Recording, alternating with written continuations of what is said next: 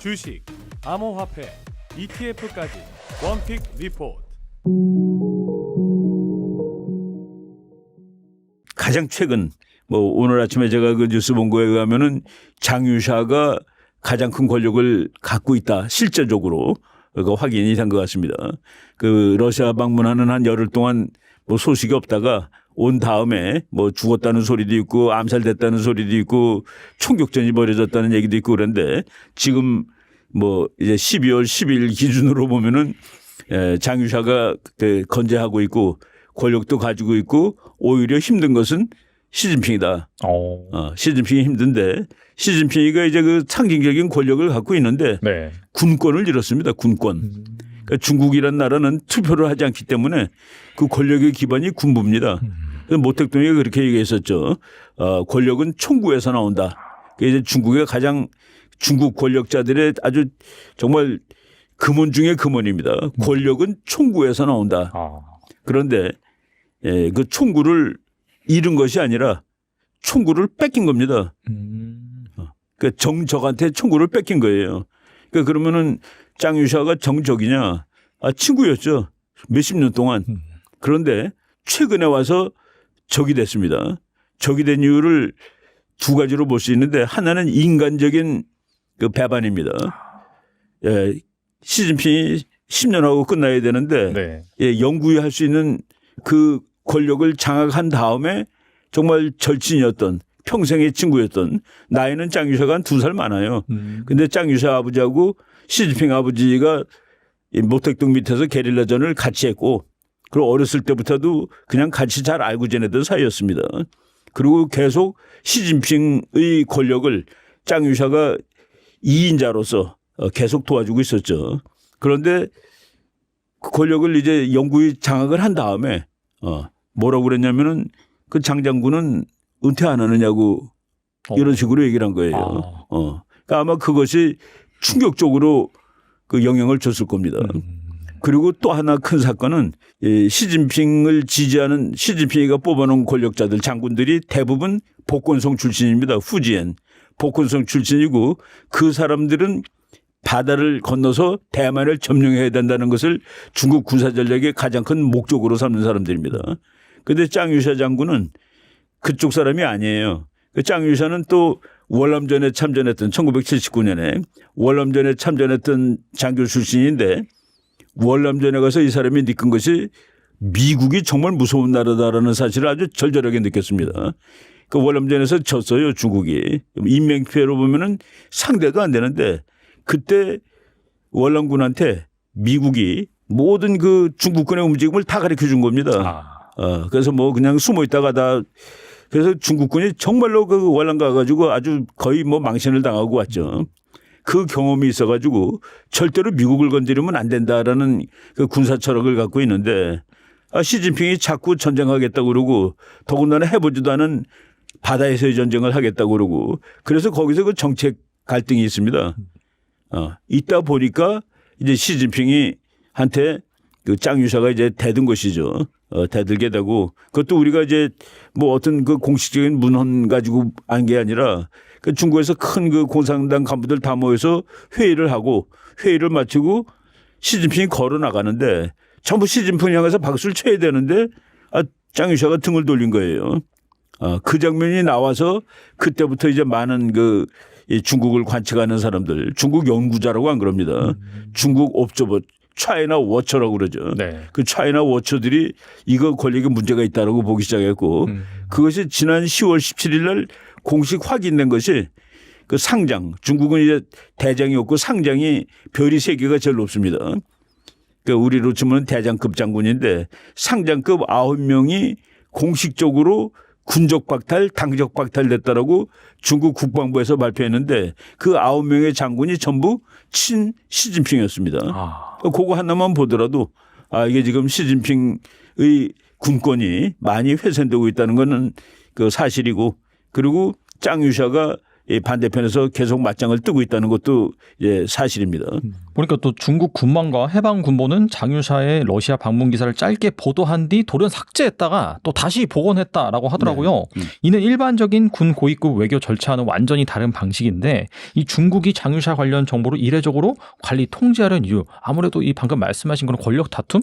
이것 때문이라고 볼 수 있을까요? 그래서 뭐 중국 연구하는 사람들이 지금 중국이 군권하고 정권하고 당권하고 이제 같이 복합적으로 통제가 된다 이런 식으로 얘기를 하고 있어요. 그런 사람도 있는데 이거는 중국의 비정상입니다. 어쨌든 간에 지금 이제 해방군보 이런 식으로 나왔다는 거 가지고 막 해석이 분분한데 그냥 우리가 큰 마디로 말하면은 지금 중국은 그 누가 완전히 100% 권력을 장악하지는 못한 상태에서 갈등 중이다. 그러니까 중국의 권력은 하나가 아니다라는 것을 증명하는 이런 이제 사례라고 볼 수가 있을 것 같습니다. 이번 또 러시아 방문에서 과거처럼 양국 정상의 전략적 리더십 아래 협력한다라는 표현이 사라지고 군사 문제만 기술적으로 강조된 점이 또 포착이 됐습니다. 이를 두고 일부 중국 분석가들은 시진핑의 위상이 미묘하게 변하고 있다라고 이제 평가를 하고 있는데 그렇죠. 확실히 이 시진핑 장유샤 권력 관계 변화가 생기고 있다라고 볼 수 있는 건가요?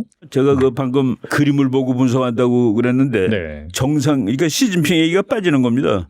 그리고 한 번은 시진핑이 권력이 없어졌다는 것을 상징하는 사건으로 동영상이 발표됐는데 중앙아시아에 있는 작은 뭐 탄자 들어가는 나라예요.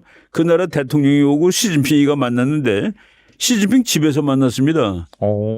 그 이제 공식으로 만나는 영빈관에서 만난 게 아니라 그리고 깃발이 없었어요. 그래서 그걸 어떻게 해석해야 되느냐. 그 깃발이라는 것은 국가를 상징하는 인물이라는 소리가 되죠. 네. 시진핑이 더 이상 중국의 그 오송원계를 상징하는 인물이 아니다라는 식으로 그러니까 깃발도 안 걸어준 것이죠. 그렇게 이제 이 상황을 파악하는 건데 이번에 그 정상이란 말이 빠졌다는 거 지금 법적으로 정상은 시진핑이 맞습니다. 지난 10월 하순에 서울 올 때 그때 미국의 그 고돈창 박사라고 중국을 뭐 제일 부지런히 공부하는 사람 중에 하나인데 그 사람이 뭐라고 그랬냐면은 서울에 아마도 못 갈 것이 맞다. 왜냐하면은 시진핑이가 권력을 어느 정도 장악을 하고 있으면서 다투는 중이라면은 그런 상황에서 북경을 비울 수가 없을 것이다. 라고 얘기를 했고 그럼에도 불구하고 한국을 간다면은 그러면은 권력을 잃었기 때문에 누가 보내서 가는 것이다. 그 권력을 장악한 사람들은 중국이 혼란에 빠져 있다는 사실을 세계에 나타내지 않기를 원하기 때문에 아무도 보낼 것이다. 그리고 세 번째 혹시 한국에 갔다가 다시 북경으로 못 올 수도 있다까지 예측을 했었습니다. 그 정도로 시진핑의 그 권력은 완전하지 못하고 그리고 시진핑이 외국을 다니는 것조차 이제 허락을 받고 가는 거 아니냐는 그런 해석까지 나오고 있는 중입니다. 그것이 지난 이제 2025년 봄서부터 내내 그러고 있어요. 내내 지금 흔들흔들하고 있는 겁니다. 그리고 또 몸도 아파 보이고 9월 3일 날 전승전을 80주년 기념식 할 때 이제 걷는 장면이 쭉 나왔는데 네네. 똑바로 걷지 못한다는 사실 그리고 이제 그 열병식 할 때도 얼굴도 꺼먹고 이 사람이 아주 정말 그 심혈을 넣어가지고 만든 군함이 한 척 있습니다. 네. 그 후젠함이라고. 후젠함. 네. 그 후젠함이 해군한테 콤미션이라고 그래요 영어로는. 콤미션 되는 날 그날 시진핑이 정복도 아니고 이상한 그 뭐 군복도 아닌 걸 입고 왔는데 그 모양이 너무 허술해 보였고 그때 2,000명이 참석을 했습니다. 그 기념식에. 그 2,000명은 너무나도 사람이 조금 온 건데 왜냐하면은 그거보다 훨씬 못한 지난번 항공모함 그때는 5,000명이 왔었습니다. 그래서 우리가 중국은 이렇게 관찰하는 나라라고 그러는 거예요. 시진핑이 정말 심려를 기울여서 중국도 이 정도 배를 만들 수 있다라고 배를 하나 만들었는데 항공모함을 그거 할 때 옛날 그 러시아제 그냥 고쳐 쓰는 것보다도 더 적은 사람이 왔다. 그리고 고위급 장군들이 오질 않았다. 이런 그 일련의 사건들이 지난 그 가을 여름에 일어나는 사건들이 시진핑이 분명히 예전 같지는 않다라는 것을 뭐 계속 증명을 해주고 있는 중입니다. 그리고 이 장유샤 실종설이 돌자 베이징 고위층 내부에서 고도의 긴장감이 흐르고 있다라는 분석이 나왔습니다. 장유샤에게 문제가 생기면은 이 군부 충돌과 공산당 체제 불안으로 이어질 수 있다라는 주장이 나오기도 했는데 아무튼간에 이런 시나리오가 현실화될 가능성도 있을까요? 지금 중국이 그 시스템이 붕괴 단계로 들어갔다고 봅니다. 그러니까 이제 중국이라는 시스템이 뭐냐면은 그러니까 정치는 공산주의, 독재 정치, 그리고 경제는 마카파 자본주의가 된 겁니다. 이 두 개가 어느 정도까지는 병행이 될 수 있어요. 그러니까 자본주의 국가인데 계획 경제가 될 때가 있다 이겁니다. 네. 정부가 계획을 세워줘요. 자본주의인데도. 그것도 말이 안 되는 거죠. 회사가 계획을 세우고 정부가 계획을 세우는 거. 근데 그것이 피크에 올랐다라고 저는 봅니다. 뭐 제가 보는 게 아니라 미국 학자들 그 중국이 피크를 지금 지났다라고 보는 학자들이 있습니다. 근데 피크가 됐는데 그러니까 정치하고 경제가 서로 상극되더라도 그래도 발전하는 그 마지막 이제 중국이 경제가 더 발전하려면은 정치가 이제 민주화 자유화로 가야 됩니다.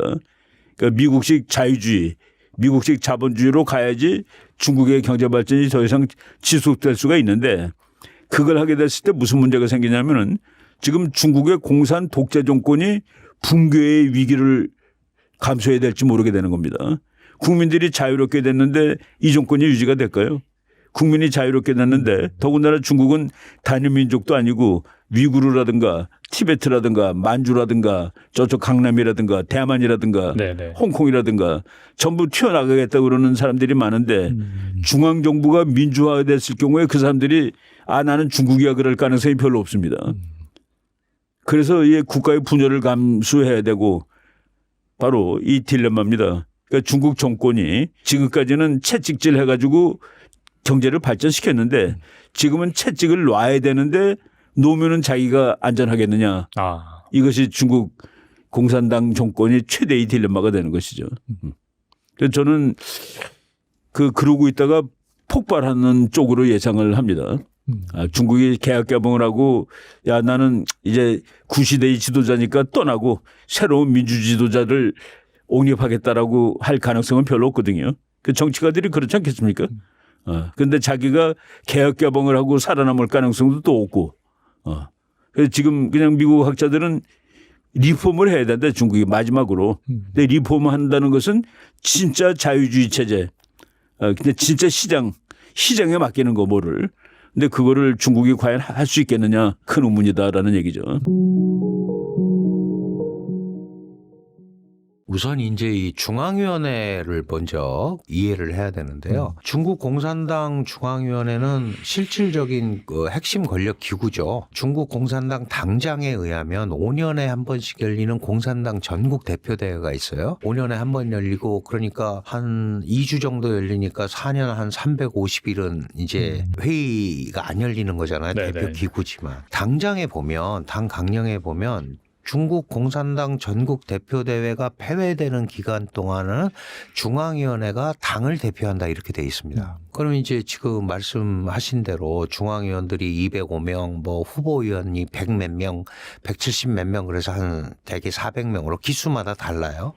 근데 결혼이 너무 많이 났잖아요. 그러면 이게 되게 장관급들이 포진하는 게 중앙위원회인데 그럼 이게 너무 많이 비어있는 거 아니냐 그러는데 두 가지 설이 있을 수 있어요. 첫째, 그게 지금 중앙위원회에서 보선이나 결혼 보충을 하지 않아도 중국이 통치되는데 별 문제가 없다라고 생각할 수도 있는 거죠. 왜냐하면 중앙위원도 사람이 많잖아요. 네. 뭐 205명이고 후보위원까지 하면 한 400명 되는데 이 사람들이 370 몇 명, 400명 가까이 되는데 너무 많으니까 이 중에서 정치국원을 원래 25명 뽑아요. 중앙위원 중에. 네. 그런데 이번에는 24명입니다. 원래는 이제 그 회의체니까 홀수로 돼 있어야 되는데 하여간 이제 24명만 했어요. 그 중에 이 24명도 경향 각지에 흩어져 있잖아요. 그러니까 늘 중앙에서 핵심 일을 볼 사람들을 7명을 요번 기수는 뽑았어요. 그게 이제 정치국 상무위원들이에요. 그러니까 중앙위원이 돼야 정치국원이 되고 정치국원이 돼야 상무위원이 되는 겁니다. 시진핑도 다 마찬가지로 중앙위원이고 정치국원이고 상무위원의 탑이기 때문에 이제 총서기를 하는 거거든요. 그러면 지금 있는 시스템으로도 결혼이 생겨도 유지가 된다.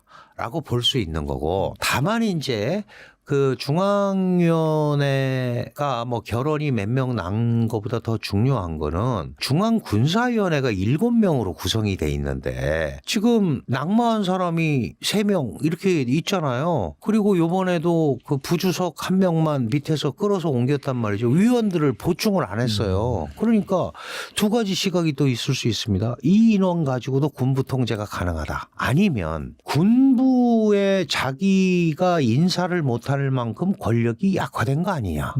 그래서 이번은 그냥 넘어간 거다. 이렇게 볼 수 있는데 저는 전자의 경우가 훨씬 크다고 생각을 합니다. 왜냐하면 어쨌든 군의 통수권자가 시진핑이에요. 그리고 짱여시아도 저도 이제 이 채널에 와서 예전에 얘기를 했습니다마는 짱여시아조차도 시작은 전부 시진핑의 인맥으로 시작을 한 겁니다. 그런데 짱여시아가 혼자서 그 소위 군부의 통수권자의 허락 없이 어디를 가고 만약에 그런 상황이면 그거는 예를 들어서 러시아 방문했었잖아요. 그리고 또 한 10일 동안 소식이 없었어요. 안 그래도 그 질문 드리려고 했었어요. 네. 그러니까 그런 것들을 어떻게 해석을 해야 되느냐. 그러면 시진핑과 관계없이 혼자서 막 왔다 갔다 한다? 그거 사실은 그렇게 보기가 어렵잖아요. 군에 대한 통수권자가 있는데 부주석이 그러면 예를 들어 가지고 러시아에서는 막 카페트 깔아주고 융숭하게 대접을 했어요. 그게 그러면 짱여시아가 실권자라서 그렇게 대접을 했을까요? 저는 중국에서 이렇게 가니까 잘 해주십시오. 누구 명의로 했겠어요? 시진핑 명의로 갔으니까 그게 대접이 된 거지.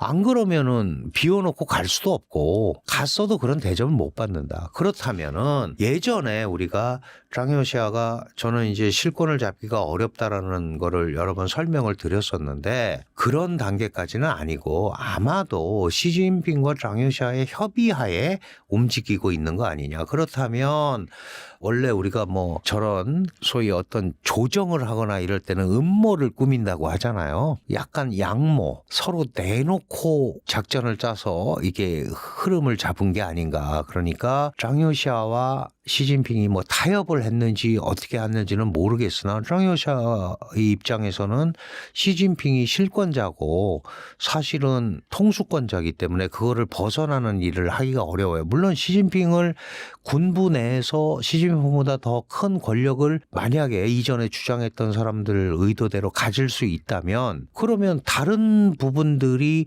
짱여시아를 지지해 줘야 되잖아요. 그래야 당을 접수할 거 아니에요. 중국은 당이 통치하는 국가잖아요. 군부만 접수했다고 그래서 당이 통치되고 당이 그 안에서 끌려가지는 않거든요. 그러니까 그런 면에서 보면 지금 군부에 대한 조정 작업을 하는 거 아닌가가 저는 더 설득력이 있다 이렇게 판단을 합니다. 근데 앞서서 그 장유샤 부주석이 이제 사라진 거를 잠깐 말씀해 주셨는데 이게 중요한 그런 러시아의 공식 초청 자리였고 근데 이제 이거 관련해 가지고 후속 보도가 전혀 없었다가 그래서 이제 뭐 장유샤에 관련된 그런 소식이 전혀 없다가 한 10일 이후에 갑자기 이제 장유샤 관련 소식이 나왔는데 아무튼간에 이런 것들이 좀 일반적이진 않다. 원래 그렇죠. 이제 국빈 자격 러시아 방문해서 하면은 그 성과라든지 그 얘기하고 뭐 돌아오고 그런 게 보도가 돼야 되는데 이게 일절 없다가 갑자기 이제 아무렇지도 않았다는 듯이 다시 등장을 했는데 이런 건 좀 뭐 러시아와의 뭔가 잘 뭐 회담이 잘 안 된 건지 아니면 장유샤 관련해서 뭔가 뭐 문제가 있었던 거죠. 어떻게 해석해야 될까요? 러시아와의 회담이 되고 안 되고는 둘째치고 짱여시아라는 중국의 군부 2인자가 갔다라는 거는 군 통수권자의 허가 없이는 갈 수가 없는 거잖아요. 그리고 그 이제 가서 그래서 러시아와의 어떤 합의 사항이나 협의 사항이 있었을 텐데 그건 이제 보도를 안 했단 말이에요. 러시아는 사진을 찍어서 보여주기는 했어요. 그런데 중국에서는 안 했던 이유는 소위 내부적으로 조정 작업을 거쳤다라고 저는 판단을 합니다. 그래서 갔다 와서 시 주석과의 관계 정리가 됐고 그래서 이제 짱여시아 관련 동정 보도가 나온 거 아닌가. 그러니까 그 전에는 보도의 수위라든가 내용을 놓고는 충분히 갑론을박이 있을 수 있다고 생각을 해요. 일단 갔으니까 가서 활동한 것들이 바로바로 안 실린 거는 뭔가 중국 내부에서 정리할 게 있었다. 그리고 그 정리가 끝나니까 이제 이렇게 보도가 됐다. 왜냐하면 인민일보는 공산당 기관지입니다. 공산당의 공식 입장이 아니면 나올 수가 없는 거예요. 당 기관지잖아요. 다른 신문에는 나올 수 있지만 다른 신문이 당 기관지를 벗어나서 낸다는 거는 불가능하죠. 이 중국이 가끔 그럴 필요가 있을 때 이용하는 게 환구시보라는 신문이거든요. 네네. 그런데 그런 거 안 하고 이렇게 했다라는 거는 내부 정지 작업을 10일간 했고 정리를 한 다음에 보낸 거다. 지금 말씀하셨다듯이 아무렇지도 않게 또 그냥 평상으로 돌아간 것처럼 또 하잖아요. 이게 중국의 특기입니다. 그러면 또 그렇게 흘러가는 거예요. 이제 아직 그런 걸 봐서는 시진핑의 권 권력이 나름대로 공고하게 작용을 하고 있다. 이렇게 봐야 되는 거 아닌가 그렇게 생각이 됩니다. 중국의 전기차 업체가 2019년 그 무렵에 보니까 한 500개 됐었어요. 500개요. 500개.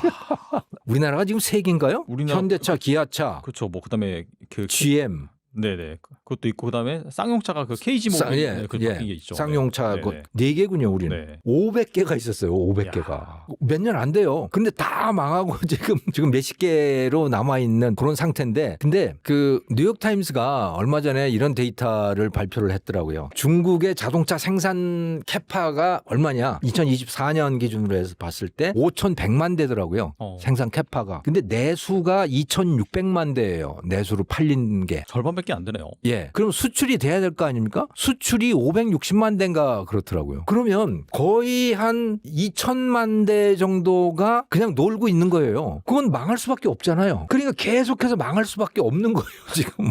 그런데 이게 이제 산업이 성숙되어 가면서 전기차도 이제 계속해서 성숙해 갈 거 아닙니까? 네. 기술이 발전하고 일반화되고 표준화되고 이렇게 되면서 규모의 경제가 생겨나기 시작하는 거예요. 처음에는 한 10만 대 정도면 뭐 괜찮았다. 근데 이제는 한 100만 대 정도가 돼야 된대요. 생산 대수가. 그래야 이제 채산성이 나올 수 있다는 게 이윤이 나올 수 있다는 거예요. 서로 이제 가격 경쟁도 치열하고 그러니까 그 이윤조차도 뭐 이윤율이 한 3%밖에 안 되고 그러지만 그래도 100만 대 정도는 돼야 된다는 거예요. 그러니 이 작은 전기차 업체들은 다 망할 수밖에 없는 거죠. 그래서 수백 개가 지금 망한 거예요. 이미. 예. 근데 앞으로도 더 망한다는 거죠. 왜냐? 지금 전기차만 놓고 보면 생산 캐파가 한 2천만 대 된대요. 전기차가. 그런데 내수하고 수출을 합치면 한 1,300만 대 정도 판대요. 700만 대는 놀고 있는 거예요. 그거 망하는 거죠. 뭐 다른 방법이 없잖아요. 그런데 그래도 예전 같으면 이제 중국 정부가 네. 그걸 봐준 겁니다. 그러니까 보조금이라든가 이런 걸 통해서 또 이 국영은행에다 행정지도 같은 걸 통해서 인민은행이 이제 그 상업은행들에게 행정지도를 하죠. 우리도 옛날에 그랬듯이. 그래서 야 웬만하면 부도 내지 마. 이렇게 지도를 한단 말이에요.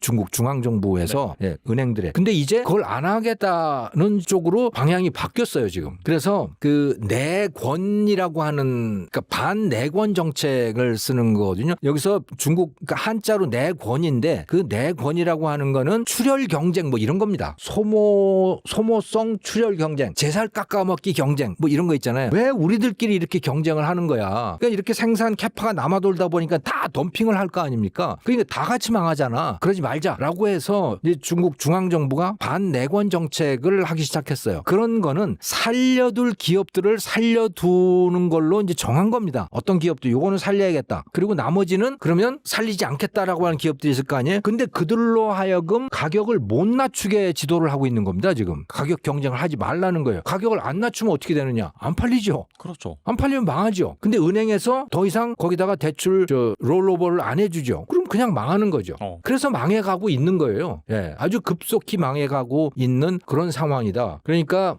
중국 인민은행 또는 공산당에서 살리고자 마음 먹지 않는 업체들은 다 망할 거다. 그렇게 보시면 될 것 같아요. 그리고 최근도 중국 대형 부동산 기업들의 유동성 압박이 이어지면서 또다시 이 부동산 시장 미기론이 고조되고 있습니다. 이달 들어서 국유 자본이 최대 주주인 완커 그룹에서도 차한 불안과 디폴트 우려가 제기되고 있는데 이 완커 사태를 기점으로 중국 부동산의 시장의 신뢰 붕괴가 다시 또 이어질 가능성이 있을까요? 뭐 이미 신뢰는 다 무너졌고 그 무너져서 시장이 붕괴되는 과정이라고 보시면 되는 거죠. 이게. 홍다 사태 때도 완커라고. 계속해서 좀 이어진다라고 볼 수 있는 예, 거예요. 지금 부동산 가격이 한 최고 때 한 30% 정도 떨어져 있는 상황이에요. 그러니까 사람들이 주택을 안 사고 주택을 내다가 팔고 이런 상황이죠. 근데 이 주택 건설 업체들은 지금까지 계속 빚을 내서 은행으로부터 대출을 받아서 또 이 지방 정부의 보조금 같은 거를 받아서 계속 이제 주택 건설을 늘려왔잖아요. 신도시 계속해서 만들고 그랬는데 그게 안 팔리는 거예요. 그러니까 망할 수밖에 없는 상황인 거죠. 예. 그래서 이미 부동산 시장에 대한 신뢰는 무너졌다. 무너졌는데 그 무너지는 과정이다. 저는 이렇게 봅니다. 그리고 이거는 중국 공산당 시진핑 주석이 이 문제는 문제로 보지 않아요. 오히려 그렇게 되는 게 맞다. 약간 그런 예, 입장이에요. 이게 맞는 거야 라고 그리고 처음부터 시작을 한 겁니다. 네, 그래서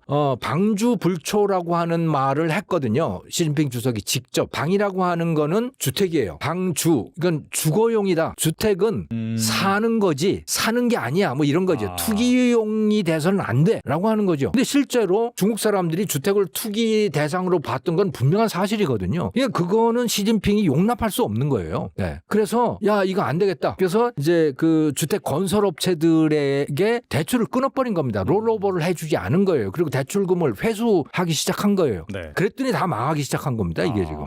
네. 망하다가 보니까 이제 일반 소비자 분양을 받은 사람, 그러니까 중국도 선분양 제도였거든요. 네. 그러니까 선분양을 받은 사람이 이제 처음에 계약금 내고 중도금 내고 잔금 내고 이렇게 해야 될 거 아닙니까? 그런데 이게 업체들이 공사를 못 하고 있네. 그러니까 분양을 받은 사람도 내가 이거 중도금 내면 내 완전히 그냥 이거 돈 날리는 거네. 이렇게 될 거 아니에요. 그래서 중도금 잔금 다 안 내는 거죠. 그러다가 보니까 건설업체들은 더욱더 완전히 돈이 마르게 되는 거고 은행에서도 돈을 구할 수 없는 상황이 되는 거고 오히려 은행은 돈을 회수하고 있는 거고 그러니 부도가 날 수밖에 없는 상황이 된 겁니다. 그러다 보니 일반인들의 주택에 대한 주택이 위험한 거구나라고 하는 생각은 더욱더 깊어지는 거고 그들의 가계자산의 70%가 주택인데 그 가치가 이렇게 떨어지고 불안하다가 보니까 돈은 더 안 쓰게 되는 거고 그래서 내수가 또 가라앉는 거고 이런 악순환이 시작이 된 거라고 보시면 되는 거죠. 그리고 거기 그러면 그 주택 건설업체들에게 회수한 그 돈들 그건 어디로 갔느냐? 그게 이제 전략 산업들로 다 간 겁니다. 첨단 뭐 분야 그쪽. 예, 신질 생산력이라고 하는 걸로 다 간 거예요, 그게. 예. 그래서 그게 항공 우주 산업, 전기차, 배터리, 태양광, 방위 산업, 조선 뭐 이런 데들 있잖아요. 이게 다 그러니까 미국하고 대결을 하기 위해서 필요한 산업들이고 네. 또 세계의 패권을 쥐기 위해서 필요한 산업들인 겁니다, 이게. 거기에 집중을 하고 있는 거예요. 그러다가 보니 이제 소비는 계속 억제가 돼 있는 거고 그건 어쩌면 의도한 것일 수 있는 거죠, 이건. 뉴욕타임스는 중국의 투자가 급격히 감소하면서 연간 기준 투자액이 30년 만에 처음으로 줄어들 것이 확실시된다라고 보도를 했거든요. 보니까 이제 올 하반기 들어서 주택, 공공인프라, 제조업 등에 대한 투자가 급격히 위축되면서 중국 경제 위기론이 다시금 부상하고 있는데 앞으로 중국 경제 어떻게 보시나요? 예, 지금 말씀하신 대로 부동산 완전히 가라앉고 있죠. 그래서 뭐 만들어 놓은 집도 안 팔리고 있는 그런 상황이고 주택 가격은 계속해서 추락하고 있는 그런 상황이고 그 때문에 중국 대부분 가계의 재산이 쪼그라드는 거예요. 가난해지고 있는 그런 상황인 겁니다. 대부분의 사람들이. 네. 그래서 부동산 그렇게 되고 있죠. 또 그 부동산 때문에 엄청난 투자가 일어났던 분야가 인프라 투자입니다. 도로, 철도, 공항 뭐 이런 데 대한 투자, 또 통신 시설에 대한 투자 이런 게 엄청난 투자가 일어났었거든요. 그걸 하던 주체들은 지방 정부들이에요. 중국의 성이라고 불리는 저장성이니 뭐 이런 성이라고 불리는 그런 행정구역이 34개가 있는데 여기들이 서로 경쟁적으로 인프라 시설에 투자를 한 겁니다. 그렇게 해서 투자를 하면 이제 주택 건설업체들이 그 인근에다가 그 인프라 투자를 보고 신도시 개발을 한 거죠. 그게 서로 같이 간 거거든요. 그런데 이제 부동산이 저렇게 가라앉다가 보니까 그 지방 정부도 돈이 떨어진 거예요. 지방 정부가 그 돈을 어디서 구했냐면 중국의 땅들은 모두 특히 도시 땅은 전부 국유잖아요. 다 국유 토지입니다. 민간 소유 토지는 하나도 없어요. 그런데 민간 일반 인민들은 그것에 대한 사용권을 갖고 있는 거죠. 70년 사용권을 가지고 있는 것인데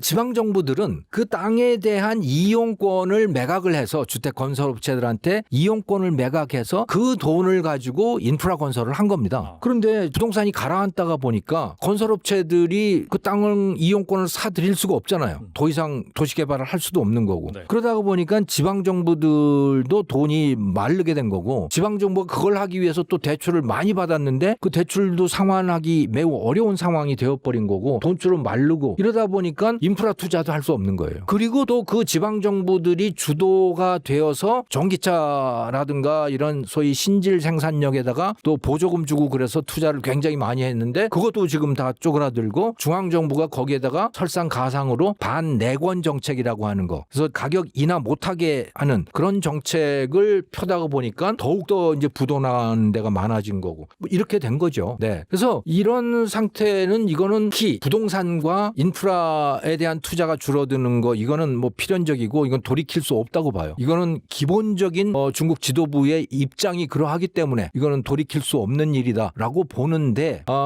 소위 신질 생산력이라고 하는 것 전략 산업들 여기에 대한 투자는 이 투자가 줄어든 거는 저는 좀 잠정적인 현상이라고 봅니다. 이거는 그냥 가격 출혈 가격 인하 가격 경쟁 이거를 막기 위한 임시 방편의 성격이 강하고 거기에 대한 투자는 앞으로도 계속 늘어날 거라고 봐요. 그런데 그거는 중국 인민들의 생활의 질하고는 아무 관계도 없는 투자입니다. 그러니까 소위 전략 산업에 대한 투자는 늘어나면 늘어날수록 중국 인민들의 삶은 피폐해질 것이다. 저는 그렇게 봐요. 그래서 지금은 이제 세상을 떠난 리커창 총리라고 있었잖아요. 네. 이 사람이 지금부터 한 10년 전쯤에 그런 발언을 했었는데 중국 경제의 실상을 알려면 이 숫자를 알아라라고 이제 이야기를 한 거예요. 그게 뭐냐면 월 소득이 1,000위안이 안 되는 사람들 숫자가 6억 명이다. 1,000위안이면 얼마냐? 18만 원입니다. 월 소득이 18만 원도 안 되는 사람이 6억 명이라는 거예요. 거의 절반이네요. 그러면은. 그렇죠. 와. 2,000위안도 안 되는 사람, 그러니까 36만 원도 안 되는 사람이 9억 명. 그러니까 대부분 다 가난한 거예요. 되게 아이러니한 게 근데 이 공동부유를 주장하면서 네. 양극화는 엄청 심하네요, 진짜. 근데 그것도 좀 나아진 거예요, 그게. 나아져서 그렇게 된 건데 시진핑 때 들어와서는 이제 구호는 공동부유를 내걸었는데 실제 펴는 정책은 그런 전략산업들에다가 돈을 다 몰아주니까 실제로는 보통 인민들의 삶은 더욱더 피폐해져 가고 있는 것이죠. 그런데 한편으로 보면 또 빛과 번쩍한 산업들이 그냥 막 생겨나는 거예요. 생각을 해보시면 그 중국의 조선산업 얼마나 대단합니까? 중국의 또 그 항공산업, 비행기 만드는 산업도 그렇고 이 우주항공 달 착륙하겠다고 지금 막 그러고 있는 거 아니에요? 또 미사일도 뭐 어마어마하게 만들고 있는 거고. 그러니까 그런 산업들 또 지금 전기차도 그러는 거고. 그러니까 이게 그 우리가 생각하는 경제의 구조가 아닌 겁니다. 그러니까 우리는 경제라고 하면 그게 국민들이 잘 먹고 잘 사는 거 그게 경제인 거지. 그게 좋은 경제 정책이고 이런 게 상식인데 중국은 전혀 다른 방향으로 가고 있다. 완전히 구조가 달리 가고 있는 거다. 그러니까 산업은 엄청나게 발전을 하는데 그거는 사실상 세계 지배를 위한 산업, 미국을 넘어서기 위한 산업 뭐 이런 것들이지 인민을 잘 살게 하기 위한 산업들은 아니다. 이렇게 보시면 되는 거죠.